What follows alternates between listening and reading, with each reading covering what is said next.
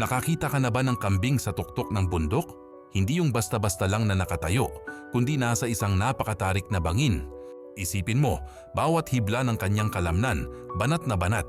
Ang mga kuko niya, parang mga pako na nakakapit sa maliliit na bato na halos hindi mo makita.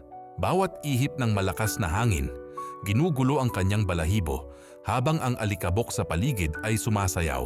Hindi ba't kamangha-mangha sa gitna ng panganib, sa bingit ng kamatayan, naroon ang isang diwa ng katatagan at determinasyon.